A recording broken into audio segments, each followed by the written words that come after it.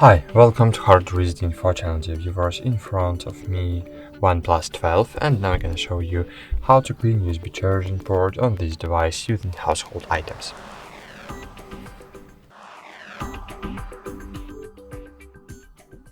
So firstly, remember the one rule: never use metal objects to clean the connector not to damage your USB charging port. I suggest you use an old toothbrush which you no longer use. So toothbrush is the best tool to clean the connector because with the toothbrush it's very difficult to damage something inside the port. I think it's really impossible.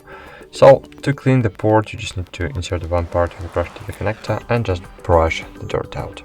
That's it. Thanks for watching, like this video, subscribe to our channel, and bye. See you.